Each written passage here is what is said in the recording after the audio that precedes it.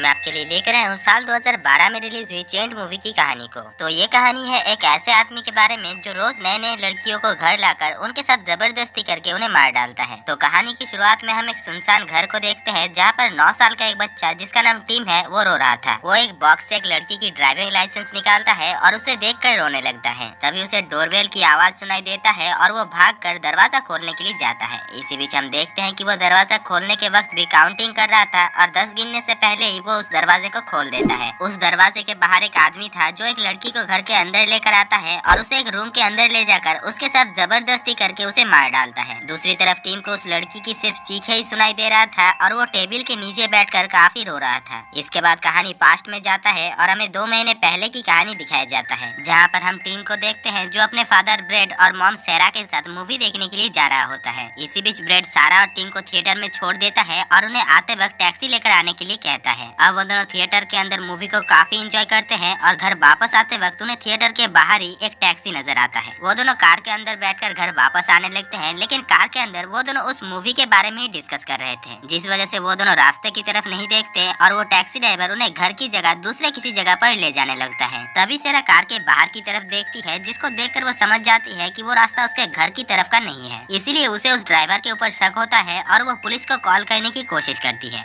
लेकिन unfortunately in सारे movies में इस सिचुएशन में मोबाइल की सिग्नल्स नहीं रहती। खैर, मोबाइल के सिग्नल ना होने की वजह से सेरा काफी ज्यादा डर जाती है और वो उस ड्राइवर के ऊपर चीखने लगती है, जिस वजह से वो ड्राइवर कार को एक सुनसान जगह पर रोकता है और सेरा को मारकर बेहोश करके अपने घर लेकर जाता है। घर पहुंचकर वो कार को गैरेज में पार्क करता है और टीम को कार के अंदर ही लॉक करके सेरा को जबरदस्ती अपने घर लेकर जाता है। दूसरी तरफ कार के अंदर टीम को सिर्फ सेरा की चीखने की आवाज सुनाई दे रहा था, जिससे वो काफी ज्यादा डर रहा था। अब थोड़ी देर बाद वो आदमी घर से बाहर आता है और यहाँ पर हम देखते हैं कि वो आदमी जब घर के अंदर गया था तब वो फुल पैंट पहन कर गया था और जब वो बाहर आता है तब वो हाफ पैंट पहन कर आता है। साथ ही साथ उसके बॉडी में काफी सारा खून भी लगा हुआ था, जिसको देखकर हमें पता चल ही जाता है कि उसने टीम के मॉम के साथ क्या किया है। खैर, वो टीम को घर के अंदर लेकर जाता है और टीम उससे फाइट बैक करके वहाँ से भागने की भी कोशिश करता है, लेकिन वो आदमी टीम से काफी ज्यादा ताकतवर था और वो टीम को पकड़कर घर के अंदर ही कैद कर लेता है। दरअसल उस आदमी का नाम है बॉब और वो एक साइको किलर है जो लड़कियों को घर के अंदर लाकर उन्हें जान से मार डालता है। लेकिन इस बार टीम के मॉम के साथ साथ टीम भी वहाँ पर आ चुका था और वो टीम को मारना नहीं चाहता था। साथ ही साथ वो टीम को छोड़ भी नहीं सकता है, क्योंकि वो अगर टीम को छोड़ देगा तो टीम पुलिस में जाकर उसके बारे में इन्फॉर्म कर सकता है। इसीलिए वो टीम को अपना नौकर बना लेता है और उसे रैबिट नाम देकर उसे घर की सभी काम करवाता है, जैसे कि वो घर साफ करता है, ब्रेकफास्ट बनाता है और बॉब जिन लड़कियों को घर के अंदर लाकर जान से मार डालता है उनके लाश को ठिकाने भी वो ही लगाता है। खैर, इसके बाद ऐसे ही कुछ और दिन गुजर जाता है और एक दिन टीम जब घर के काम कर रहा था तभी उसका नजर एक न्यूज़पेपर के ऊपर पड़ता है, जिसमें उसकी और उसके मॉम की मिसिंग की रिपोर्ट लिखा हुआ था, जिसको देखकर वो काफी ज्यादा दुखी हो जाता है। खैर, एक दिन जब बॉब उस घर से बाहर निकल जाता है तभी हम देखते हैं कि टीम उस घर के रूफटॉप के खिड़की से होकर बाहर निकलने की कोशिश करता है, लेकिन बाहर ऑलरेडी बॉब मौजूद था जो टीम को देख लेता है और टीम चीख कर किसी को मदद के लिए बुलाने लगता है। पर वो घर काफी सुनसान जगह पर था और उस घर के मीलों तक कोई भी इंसान का नामो निशान नहीं था। इसके बाद बॉब टीम के ऊपर पत्थर फेंक कर उसे बेहोश कर देता है और उसे घर के अंदर ले जाकर उसे चेन से बांध देता है, जिससे वो बॉब की एक नौकर तो था ही, साथ ही साथ वो बॉब की एक पालतू जानवर भी बन गया था। खैर, ऐसे ही और 9 साल गुजर जाता है और हम देखते हैं कि टीम अभी काफी बड़ा हो चुका है और अभी वो 18 साल का भी हो चुका है। वो अभी भी चेन से बंधा हुआ है और बॉब जो कहता है वो वही करता है। इसी बीच बॉब जब टैक्सी में एक दिन एक फादर और सन को लेकर जा रहा था तभी उसके फादर उस बच्चे को काफी ज्यादा डांटने लगता है, जिसको देखकर बॉब को अपने बचपन की कुछ मेमोरीज याद आ जाता है और यहाँ पर हमें पता चलता है कि बॉब के फादर बचपन में बॉब को काफी ज्यादा टॉर्चर करते थे। दरअसल वो पागल थे और उसने बॉब को उसके मॉम के साथ जबरदस्ती करने के लिए कहा था, जिससे बॉब भी पागल हो गया था और इसी के चलते वो अपने डैड को मार डाला, जिसके बाद से वो ऐसा ही है। खैर, इन सारी चीजों की वजह से वो घर पहुंचकर टीम के साथ उसके फादर की तरह रिएक्ट करने लगता है और वो टीम को समझाता है कि वो ज्यादा दिन तक उस जगह पर कैद नहीं रह सकता है। इसीलिए वो उसे पढ़ने के लिए एक बुक देता है जिसमें लड़कियों के बॉडी के स्ट्रक्चर कैसा होता है वो लिखा हुआ था। दरअसल बॉब चाहता है कि उसके बाद उसके इस होनहार बिजनेस को टीम आगे बढ़ाए और इसीलिए वो टीम को रेडी कर रहा था, लेकिन टीम को ये सब कुछ अच्छा नहीं लग रहा था, इसलिए वो बॉब को ये सब कुछ करने से मना कर देता है। तभी बॉब टीम से कहता है कि उसकी जो रियल डैड है उसने कब की एक दूसरी शादी कर ली और उसका एक बच्चा भी है, जिसको सुनकर टीम उदास हो जाता है क्योंकि उसके मॉम पहले ही गुजर चुके हैं और उसके डैड ने भी दूसरी शादी कर लिया है। इसका मतलब उसका इस दुनिया में कोई भी नहीं है। खैर, इन सारे वजह से ही टीम उस बुक को ले लेता है और उसे पढ़ने लगता है, जिसको देखकर हमें पता चलता है कि टीम उसी के रास्ते में चलने वाला है। खैर, ऐसे ही कुछ और दिन गुजर जाता है और एक दिन बॉब जब एक लड़की को लाकर उसे मारने की कोशिश करता है, तभी वो लड़की किसी तरीके से बॉब के पास से फ्री होकर टीम के पास आकर मदद मांगती है। लेकिन इससे पहले कि टीम उसकी कोई मदद करता या फिर करने के बारे में सोचता, बॉब तभी वहाँ पर आकर पीछे से उस लड़की को जान से मार डालता है। इसके बाद टीम जब उस लड़की की लाश को ठिकाने लगाने के लिए लेकर जाता है, तभी उसे उसके पर्स से एक नाइफ मिलता है, जिसको वो अपने पास रख लेता है और सोचता है कि उस नाइफ की मदद से वो बॉब को जान से मारकर वहाँ से निकल जाएगा। लेकिन जब वो बॉब को मारने के लिए उसके रूम के दरवाजे तक पहुँचता है, तब वो देखता है कि बॉब अंदर काफी ज्यादा रो रहा है, जिसको सुनकर उसे ऐसा लगता है कि बॉब के साथ में भी बचपन में कुछ बुरा हुआ था, जिस वजह से वो आज इतना ज्यादा बुरा बन चुका है, और इसीलिए टीम का माइंड चेंज हो जाता है और वो बॉब को नहीं मारता। इसके बाद अगले ही दिन बॉब फिर से और एक लड़की को घर लेकर आता है, जो कि काफी ज्यादा नशे में थी, और उसे घर लाकर वो जान से मार डालता है। यहाँ पर हमें पता चलता है कि बॉब जिन लड़कियों को मार डालता है, उन लाशों को टीम ठिकाने लगाता है, और वो सभी लाश घर के नीचे बेसमेंट के अंदर वो दबा देता है। खैर, इसके बाद अगले ही दिन बॉब टीम को एक फोटो दिखाता है, जिसमें कई सारे लड़की मौजूद थे, और वो उनमें से एक लड़की को बॉब को चूज करने के लिए कहता है। दरअसल बॉब चाहता है कि टीम उनमें से किसी भी लड़की को चूज करे, जिसको बॉब घर लेकर आएगा, और टीम उसके साथ जबरदस्ती करके उसे जान से मार डालेगा। लेकिन टीम ये सब कुछ करना नहीं चाहता था, इसीलिए वो किसी भी लड़की को चूज नहीं करता। लेकिन बॉब जोर जबरदस्ती करके टीम को एक लड़की को चूज करवाता है, और उसी रात उस लड़की को किडनैप करके घर लेकर आता है। अब वो टीम से कहता है कि वो उसके साथ वो सब कुछ करे जो एक हस्बैंड वाइफ करते हैं, और इसके बाद वो उसे जान से मार डाले। लेकिन टीम ये सब कुछ करना नहीं चाहता था, इसीलिए बॉब के जाते ही वो एक कोने में जाकर बैठ जाता है।